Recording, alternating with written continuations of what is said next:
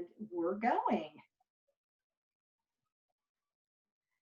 So welcome everybody today to today's Southern Oregon Woodard group, where we are so excited to have our special guest, Dawn Fotopulos, who is, of course, the author of one of our favorite books, Accounting for the Number Phobic.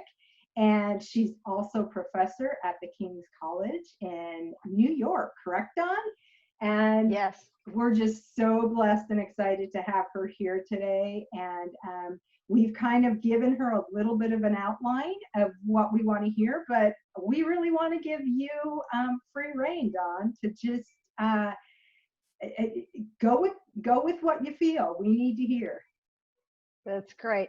Joanne, can I ask you, I'd like to show my screen, and I think you're the host. Can you let me be the host so I can show my screen? Because I have a formal presentation I'd like to take everybody through. You bet. There you go. Great. Okay, so let me just see. And okay, so I'm going to share my screen. And here we go. Okay, so can everybody see? Yes. I'm going to do, let me just see my slideshow. I'm going to do, oh, where are we? View, and it's review. Hold on one quick second. Sure. Set up slideshow. This is one of those weird anomalies. Okay, you know what? I'm just going to go back to slideshow and start from my current slide. Here we go. So everybody can see? Hopefully, yes. Janice, yes, you can yes. see? Okay, great. So this is actually a presentation that I gave at Scaling New Heights, which most of you are familiar with. And I miss seeing you at Scaling New Heights, Ingrid, because usually we connect there this past June. But I spoke at Scaling for a number of years, and I would always ask the same question. How many people give great advice to your clients and they never take it? So all the hands go up.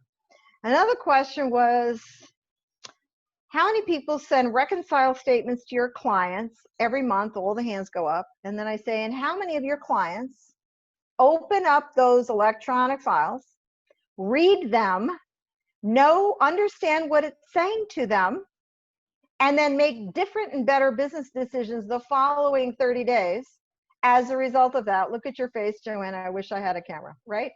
So the short answer is we have this sort of crossing our T's, dotting our I's on the road to perdition writ large, because there's an army of accounting professionals in the US, right? CMAs, CPAs, Intuit Pro advisors, bookkeepers. We have literally 1 million people doing this, sending reconcile statements, and they're throwing them into a black hole every month. So then I asked a question and I said, okay, ladies and gentlemen, and this was over a period of 4 years, so I probably polled about 1,500 people.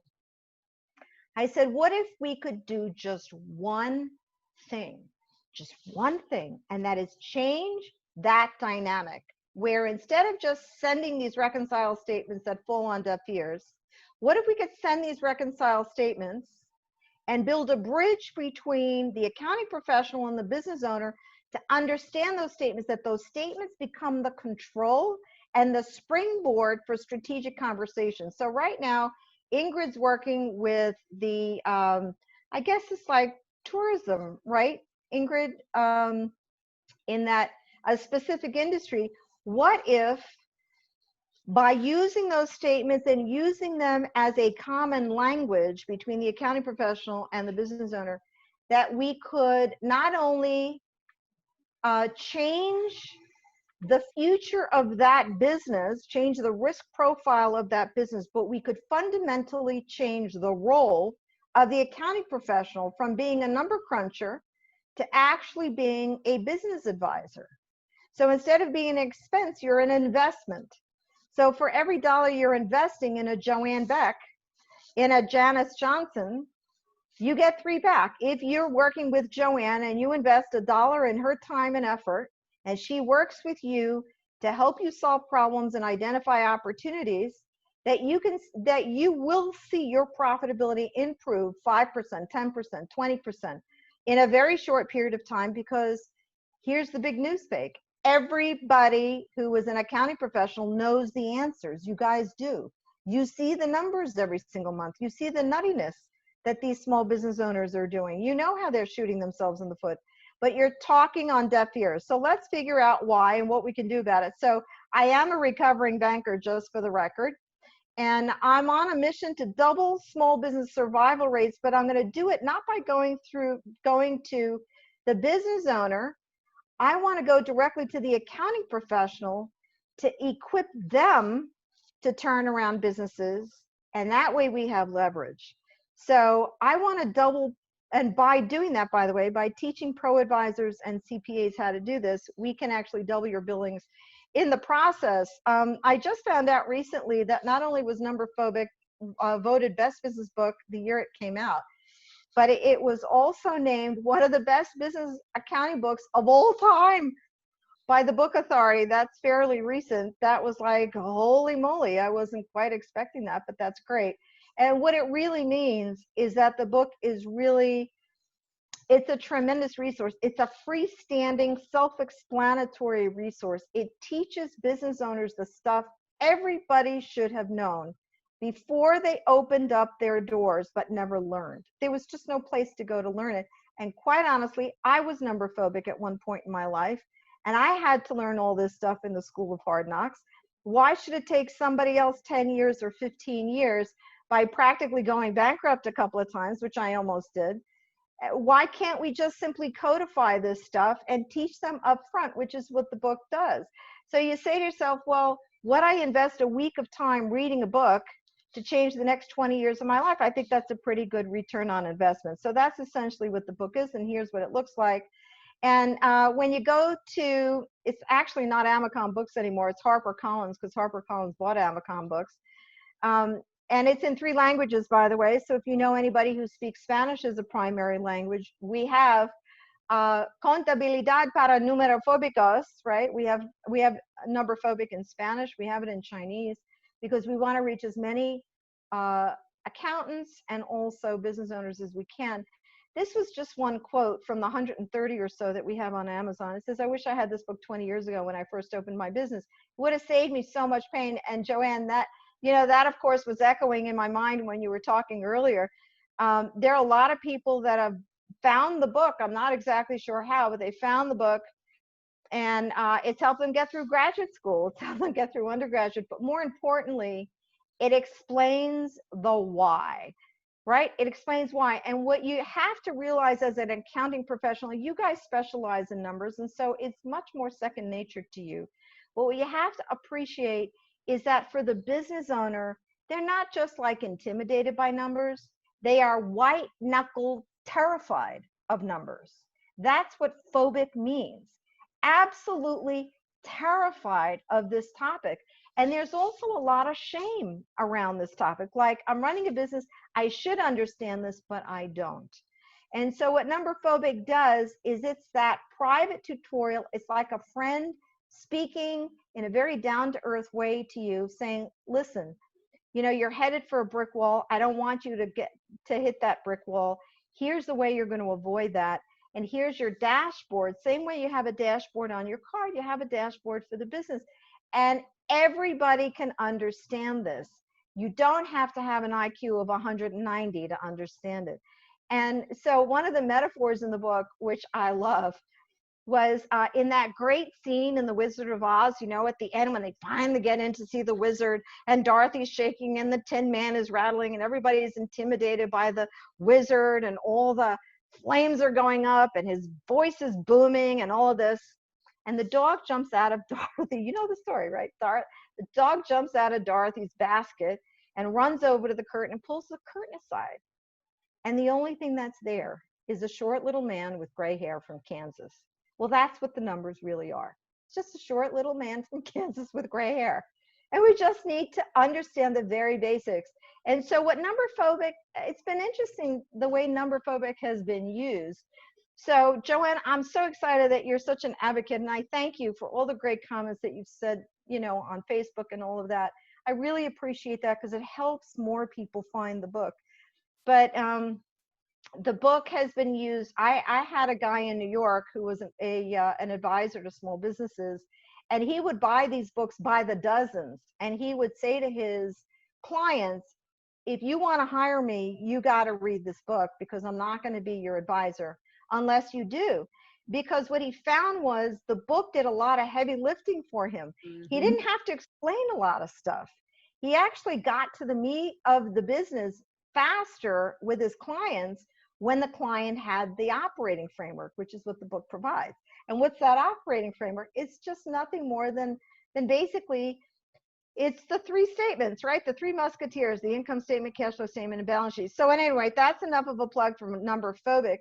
But I want to take you through the real problem your business clients face, how bad it is, why you should care, the opportunity for your practice, and it does present opportunity, and why pro advisors and accounting pros are really the killer app to fix it. And at Scaling, we talk about the epic practice, and I think the concept behind the epic practice is not time sensitive, it's timeless. And so I want to talk about that. And then there's a 4-week roadmap to actually get there. So I'm all about not just unlocking the hidden profit that's in these businesses and unlocking the hidden cash flow, but doing it in record time. Because the key here is we don't have time. We're losing small businesses. They're slipping through the floorboards at record speeds, and it's all accelerated with the virus. And so we are the firewall to help whatever businesses are still viable and still around to shore them up and give them a future and a hope. So let's get to it. How many people have ever visited, and just raise your hand, have visited a foreign country where they did not speak your primary language, where they don't speak English? Anybody do that? And where you didn't speak their local language? Yeah? I've That would had be that. Ingrid Yeah. too. Yeah. I'm not okay. a world traveler, so not me. Okay. Well, I raised my hand using the raise hand function. Oh, yes, good, good. Okay, Ingrid, so what country was it that you visited? Oh, I've been to several. Okay. Yeah, all over Europe. I've been to Tanzania. I don't even speak Oh, Spanish. wow. I mean, the only language I learned as a kid was French. I need to learn Spanish now. Yes, me too. So, okay, so what happens when you have to try to find the bathroom, right? It gets to be a little exciting. So, speaking more loudly or speaking with greater passion, right, does not solve the understanding and comprehension gap. Because what you don't realize is that's essentially what you have with your clients right now. You have a comprehension gap. So you're speaking a language they absolutely do not understand. They know they don't understand it, and they're too intimidated to tell you that they really don't understand it. So let me tell you how bad this really is. When I was a panel moderator for the New York Times Small Business Summit Conference, the attendees were business owners that were doing $1 million or more a year. These were not teeny tiny businesses. And I put a little yellow Post-it note on everybody's chair. Everybody, meaning I did this for 3 solid years. So it was about 2,000 of these folks. And I said, all you're going to do is put a Y or an N for yes or no, that a P&L and a net income statement are the same thing, or a T and F, true and false. Just put a T or an F, and then we're going to collect it before we start the session. You guys have to guess how many people out of 100 knew that that was a true statement. Put in the chat box. How many do you think?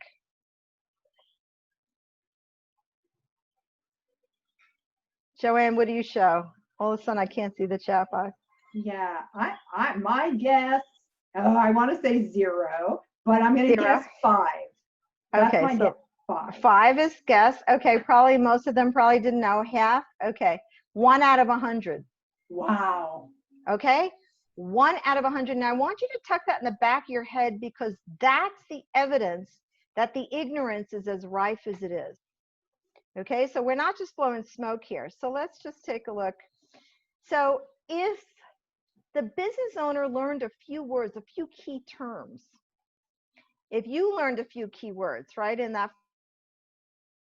foreign country to order food, get to destination, basic things, you'd have the adventure of a lifetime. Well, it's the same thing for a business owner, and they're basically foreigners in their own country. They think if they work harder, They think if they're a good carpenter, they're going to make money, but you know, and I know it doesn't work like that. And what we can say with great conviction is that they never learned the basics of running a business. They just never learned it. And so you're going to hear this statement, and I know I'm not the only one who's heard it. Everybody on this call has heard it. Everybody that's watching this video has heard it. I'm killing myself and I'm not making any money. That's the big one. That's the one that I hear over and over again. I give webinars for FedEx. 3,000 people show up on the call, and this is what I hear thousands of times over. I've been at this 19 years. I have nothing to show for it at the end of the year. That's human tragedy, okay? Because that's time you'll never get back. I sold more cars and I have less cash in the bank. It makes no sense. I'm flat broke. I'm desperate. If I don't fix this soon, I'm finished. And we hear this an awful lot.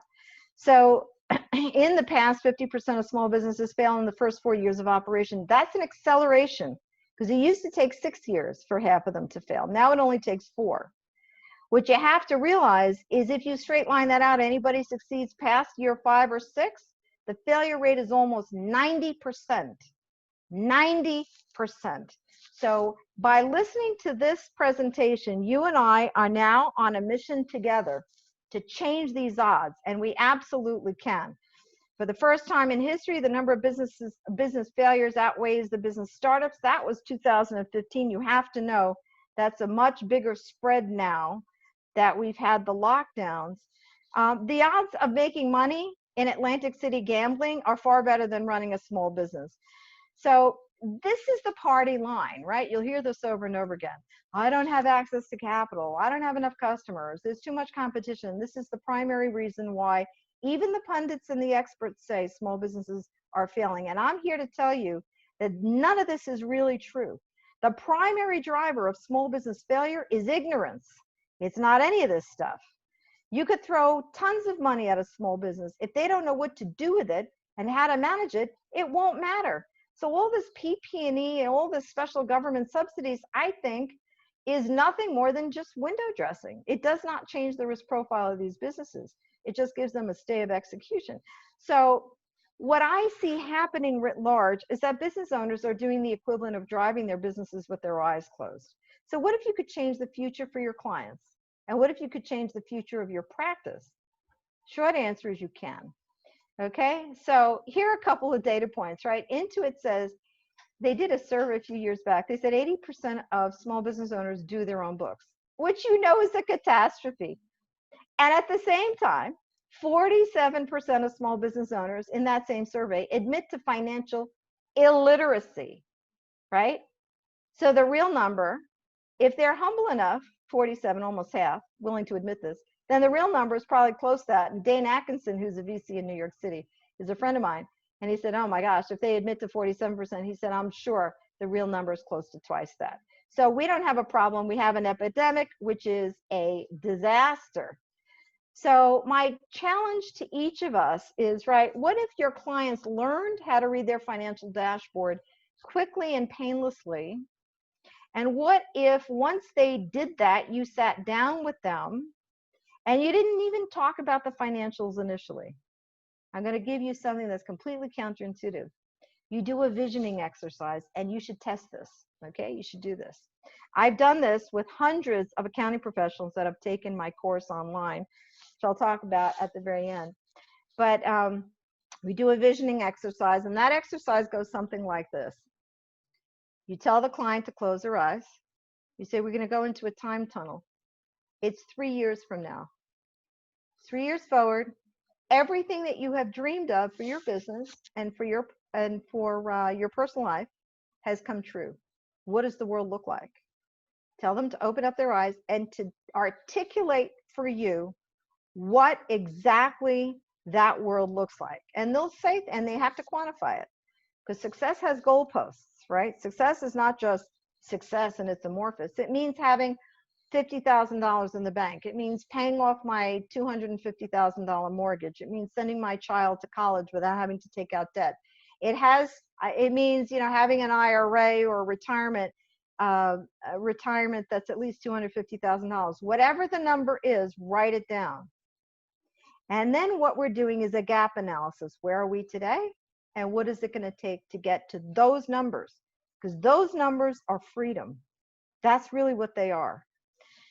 So the clients are going to see the potential of what they're missing because you're going to show them how to do that.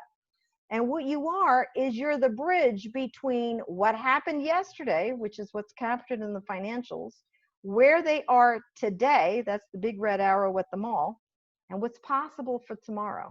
So I'm going to give you one data point that if you are like an average business, a third of your clients are profitable, a third of your clients are at break even, a third of your clients are underwater. I'm going to say that one more time. That's Harvard Business School, by the way. That's Phil Kotler, not Dawn Fotopulos. A third of your clients are profitable, a third are at break even, a third are underwater. But here's the big head fake. Nobody knows which client falls into which bucket because they've never looked at clients by gross margin. They've never done that. They assume a large client is a profitable client, and you know and I know that that's not necessarily true.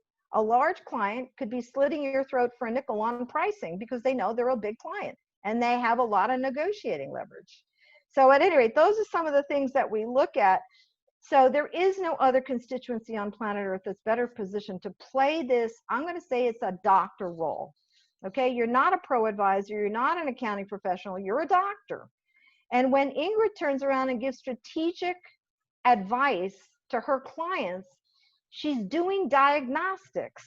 Okay, she's looking at the business and she's looking at key performance indicators, checking their pulse, looking in their eyeballs, you know, depressing their tongue, checking their heart rate and whatever. And she's saying, here's a problem. This is why I think that problem's there. Here are some of the things you can do about it. And then here are some opportunities for greater health. And then she puts the plan together. That's what we're arguing for everybody to do. So you are better situated to improve the profitability and cash flow of your clients than most people are because you're the keepers of the data. When I've been trying to work with small business owners directly, the biggest problem that I ever found was that the data was off. And unless there was an intermediary like an Intuit Pro advisor or a CPA that I could speak to, the data was off, and so the analytics were off. So, you know, bad data in, bad analytics out. But you guys are the keepers of the data, so you know the data is clean. Once you know the data is clean, then we can manipulate the data and pull reports to really see what's going on in the business, which is a whole different ballgame than just simply doing tax preparation. So the point is, speak Greek and double your billings, right? It's about speaking that foreign language and improving the service offering that you're offering your clients and charging more for it, not charging on an hourly basis, but charging on a performance basis. And I'll get into that in a minute. So if you are a CPA, that's a great thing. But for the most part, most CPAs don't have the time or money. And frankly, no one wants to pay them. Who could blame them? To teach them the basics. And that's why the book becomes very useful, because once this book is either given to a client or the client buys it and they read it in earnest, then when you go to sit down, it's a whole different conversation. It is completely different. And they begin to see you as a lot more than just a glorified secretary, but they really see you as a strategic partner. You are an investment, not an expense. All of a sudden, you're on the same side of the table as they are because your interests are the same. So here's my question to you. If I asked you for $1 today and guaranteed you a tenfold return in 3 months, would you do that trade with no risk to principal, limited additional work, no catch, and it's legal and moral? Would you do that trade? And the short answer is any thinking person would do that. Yes, malista is yes in Greek. So, and what if the process was self-funded? And what if you use the power of showing and not telling? And what if you had brand new tools developed by pro advisors for pro advisors to actually do this? And the good news, of course, is that this is all true. So at any rate, I said pro advisors have access to all the detail you do.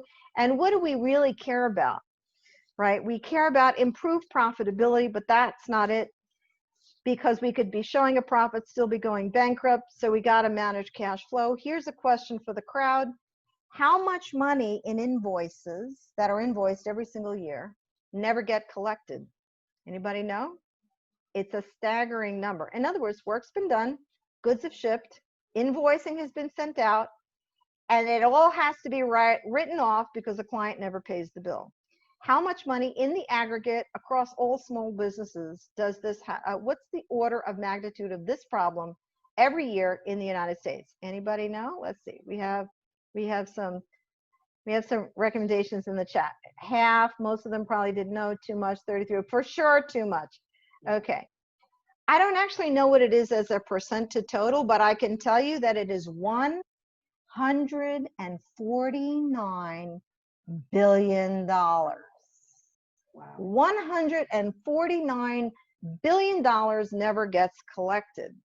That's not a problem, it's a crisis.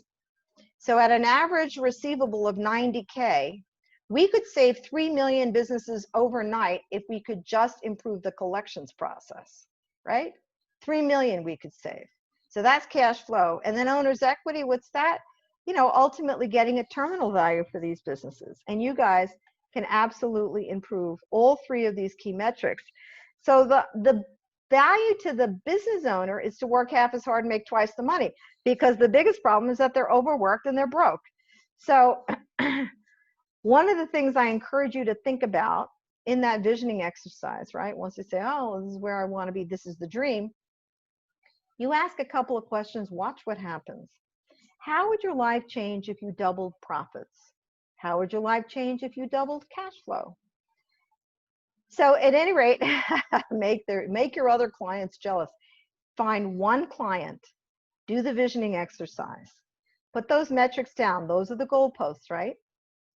And then have them read Numberphobic and start taking them through their P&L and start talking about the things that they could change to improve gross margin. So you hold the key to unlocking tens of millions of dollars of profit and cash flow in thousands of these small businesses, just the people that are watching this video. So here's the interesting thing to me. Pro advisors and accounting pros are just brilliant people. I have tremendous respect for you because you have to know so much. You have to know IRS regulations, you have to know software, you have to know how to run a business, and you know all of this. But you have the opportunity to change the future of small businesses. You see the risks and opportunities. Now it's time for your clients to see it. But the most important thing is most of these businesses are already sitting on cash, or they're sitting on their receivables, don't know how to unlock that. They're sitting on parts of the business that are not generating adequate gross margin, and they don't know that. And they're spending way too much time over servicing unprofitable customers. They're spending way too much time offering products and services that are low gross margin, right? So you can help them identify what those drags are in the business and simply just reshift their time to those high gross margin products and services and clients, and you'll see profitability and gross margin rise almost literally overnight. So what's the goal for you? What if you could be paid not just for your hands and feet and all the grunt work, but actually for your strategic thinking, as Ingrid was talking about. So you're not just glorified admin support, but how do we make that transition happen, and what would it take to break through? How long do we need? So, okay, let's assume for a moment that we could do this transition, both for your business owner and for your practice, in 4 weeks. That's crazy. No, we can do it. I've proven it, by the way. I put about almost 100 CPAs through this 50% more profit in 4 weeks roadmap. So your job is to capture transactions and reconcile the books and in the moment, but your real value is showing the business owners how to build their profit and cash flow. And your true value is to protect the engine that drives the US economy. That's the bigger picture. Okay, you're not pro advisors, you're superheroes. That's how I see you. And I want to redefine, fundamentally redefine who the accounting professional was. So the step-by-step process, we've already gone through this. Let's go through the roadmap, okay? So the goals are really important. That visioning exercise is extremely important. It's not that hard to do. And it's just a few key questions. And then you begin to build a dashboard for your client. What are the drivers of the business? If those drivers are sound, if they're trending in the right direction, and it isn't just revenues, okay? Because the key is A lot of these businesses are doubling down on bad strategy, and they're doing that because all they want to do is drive revenues, and they don't care what cost, but they need to care because they run their business on gross margin. You don't run it on revenues. They don't get that. They don't even know what gross margin is. So what they do is they try to scale revenues by discounting. They destroy gross margin. They attract a price sensitive customer. Now they got more work to do and less gross profit to show for it.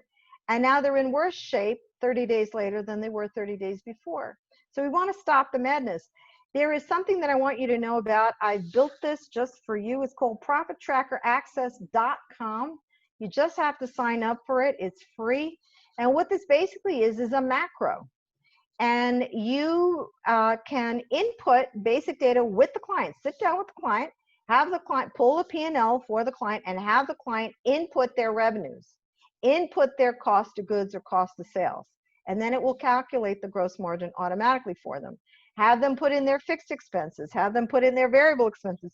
You feed those numbers to them, you have them put it in, and it will automatically calculate. It's like a HubSpot review. It'll automatically calculate what the bottom line is, and then there are going to be some ratios. Green lines, you're doing okay here, your gross margin, let's say, ratio. Yellow line, not doing so well here, earnings before taxes. And red line, not doing so well here because your expenses are much too high relative to your revenues. So it actually gives you an evaluation, but it's a fabulous springboard to have a conversation with the client to say, well, if we have to reduce expenses, how do we do that? If we have to improve gross margin, how do we do that? And here's the great news. When you read the first 4 chapters of Numberphobic, it teaches you how to read your P&L, but what it also does is it gives you some benchmarks for performance. And it also says, when if your benchmarks aren't there, here are 4 things you should consider doing to help that. Then you as the advisor look at those 4 things and see if any of those 4 things are relevant to that particular client. It's what I call the monthly drill. And since you're in a dynamic environment, the need for that monthly drill never goes away. So about 3 years ago, I ran this program through the Woodard Institute, which is not accredited, but we put 50 of the top CPAs and pro advisors through it, including Jim Beddoes, who is Joe Woodard's accountant. And it was absolutely radioactive. I mean, when they did that visioning exercise, and then they put some of those goalposts together, and I had a lady, Margot Pokopak, I don't know if you know her, she's a genius. She said, she turned to one client, they put the goalposts down there, they quantified it. She said to him, he said to her, I'm hopeless. I got to work until I die because I'm in so much debt. She turns to him after they write the goalposts down and she said, I can get you there in 18 months. And this is a grown man who started crying.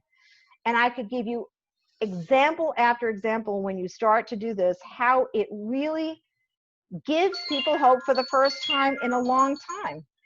So at any rate, would you invest 40 minutes to change your future? That's basically what we're doing here. So anyway, you can't change direction of the wind, but you can adjust your sails to reach your destination. Let me give you the 4 key things to this roadmap, okay? And I'm gonna have a free webinar in about a month or so, because I've got my marketing people putting together, we're putting together some of the communications and so on. I'd love for you to join me. There's no cost to it, of course. I'm gonna take you through the roadmap in great detail. And of course, I'm going to be presenting the workshop. It's an online workshop and it's very hands-on. And I've got office hours every week. So what you do is you watch the video, the training video, you apply it with your pilot client, you choose a client, and you choose a pilot client, and then you apply it there, and then whatever happens with the pilot client, you bring into the office hours, and then we review it, and we review it as a team, and they're just spectacular conversations, because I don't want to just teach a course and go away. I want to change the future of the U.S. economy. So at any rate, here are the 4 key things. And let me know, by the way, or let Ingrid know, or let Joanne know. So for those who are live and those who are watching after the fact, let them know if you'd like to be on that webinar. I don't want to be intrusive, but I'd love for you to join me. And of course, there's never any obligation. So here are the 4 key things. First thing is the visioning exercise. Like, what the heck are we shooting for? Second thing is going to be, you got to look at the product line and service line by gross margin. And you got to make sure that every time the client rings the cash register, they're generating at least a minimum threshold of gross margin. And if the answer is they aren't, then you got to ask the question why. So it might be that pricing is off and they got to change pricing, which is the third variable. And it might be that their cost of goods is too high. They got to reduce cost of goods. But you're the one that's going to go through the diagnostics. First thing is visioning exercise. Second thing is the service and product line. And you pull that data from QuickBooks. It's not immediately apparent, so you got to do a little legwork there. But from highest to lowest gross margin, for every time they ring the cash register, are they generating adequate gross margin? Then you got to look at their pricing and their discounting strategy, and we take you through that in the course. But most small business owners are underselling, underpricing what they're doing. And you've heard this from Mark Wickersham and a whole bunch of others. But let me give you one bellwether on pricing that is completely counterintuitive. If you are charging, if your closure rates in sales are higher than 25 or 30%, you're undercharging. You should have 7 to 8 out of 10 people running away from you, screaming with their arms flailing that you're too expensive. And the 2 that say, yes, I want you, are the ones that recognize your value, because you only have 24 hours in the day. You only want to do business with people who want to do business with you and are willing to pay you what you're worth. So the third variable is pricing. The last variable, and it's an important one, and I touched on it earlier, is looking at the client base as if you would look at an investment portfolio, because that's what it is. Every client is a revenue stream and a gross margin and cash flow stream. So you need to look and see what clients fall into what buckets, and what you're going to find is the 80-20 rule does apply. 80% of your profitability comes from 20% of your clients. Remember something, eagles fly together. You want to focus on those 20, not the 80, which is what a lot of people are doing. So at any rate, you can bridge this gap. First thing that has to happen, the small business owner has to come up to speed. They got to come up to speed. They need to learn the basics. You don't have the time to teach them, but the book will do that for you. And by the way, the book is very funny. It has a little tongue-in-cheek humor, and it's illustrated by a Disney artist for the sole reason to break through a very dry topic. So you have these kind of whimsical but hard-hitting illustrations through the book. And by the way, the book is also in Audible. So for people that drive and they want to listen, they can get most of what they need through an audiobook as well. So at any rate, the book will get them up to speed. Second thing is the visioning exercise. Whether you follow the rest of the roadmap or not, you should do once a year, you should have a visioning exercise conversation with your clients, because you are not in the business of crossing the T's and dotting the I's on bankrupt businesses or businesses that are on the verge of bankruptcy perpetually. That's not why you went into this business. You went into this business to really help your clients. And I know every single one of you has the potential to do that. So, so that visioning exercise, and here's the great news, because you're the keepers of the data, you know the answers before you ask the questions. And part of the reason why the business owner doesn't take your advice is A, they don't understand why you're telling them to do what you're asking them to do. If they read Number Phobic, they will understand why. Number 2, they don't see the blessing and the benefit of it. If you turned around and just said, okay, John, you're going to do nothing else but the following. You're going to raise your prices by 2% on these 3 items. You're not going to do it for your entire service offering. You're just going to raise it by 2 or 3% on these 3 items. Watch what happens. And 30 days later, he sees the needle move on his gross margin by like 5% or 8%. You go, do you understand what happened? You had a multiplier effect. You only changed your prices by 3%. Clients didn't argue. They didn't complain. And look at what happened to your gross margin. And oh, by the way, you're not exploiting your clients. Most small business owners have not changed their pricing schema for years. So at any rate, just that one small thing, but have the visioning exercise and then take a look at their product and service line offering by gross margin, see if they're generating at least 30%. If they are not, then you have to basically give them some advice, at least on the top 10 or top 15%, the ones that are generating the most gross margin for the business. Because if you can improve gross margin, guess what? You don't have to sell more. You just have to sell more profitably. And that's one way to reduce the amount of labor that's required. You don't have to sell as many units, but for every unit that you do sell, every job that you do sell. So let me give you an example of what that looks like, and then I will take it for questions. Forgive me, I feel a little long-winded today. But Hal Rosen, who's a 40-year veteran, I love him. He's such a smart man. He was an investment banker before he became a CPA. And he was working with a granite countertop installer. He was a guy that took this course. The granite countertop installer was 59 years old. He's in the Utah market. Let's be honest, okay? He's a master craftsman. You are not installing granite countertops when you're 75 years old. You're not doing that. So there's a fuse on this business, and this guy's got to make money while he can, because his body isn't going to hold up. And this is true for all contractors. So here's a man who was billing $750,000 a year, paying himself, are you ready for this? $39,000 a year, which I think is a travesty. It's like human tragedy. And he's a master craftsman. I said, Hal, I'm 2,000 miles away and I can't stand listening to the story. We got to help this guy. So Hal went through the protocol I just gave you, did the visioning exercise, went through his service offering, his product offering, changed his pricing strategy, and looked at his client base. They got rid of all the necrotic activity, right? All the clients that were dragging down his P&L, all the time drains in the guy's life, all the callbacks, all the, dishonest general contractor. He just got rid of all that stuff. And within 6 months, he was working half the number of hours, and he was paying himself $139,000 a year within 6 months. So that's how powerful this is. And the guy said, you changed my life. And Hal did. That's exactly what Hal did. He changed this man's life. So what, my friends, would happen if we could do this tens of thousands of times over again? And we can, if you partner with me. So at any rate, with that, I'll end my presentation and I'll take questions. Thank you for listening. Thank you, Dawn, so much for long-winded. No, I could just. Yeah, that was keep taking fantastic. it in. Great. So Ingrid, does did anybody you have a any question? questions? Yeah. Do we want to keep the recording going for questions, or do we want to stop the recording? Whatever you prefer. You just tell me, and I will do whatever you guys think. Let's go ahead and stop the recording. Okay. And that way, because my guess is that questions will also end up devolving into conversation, which will be a lot of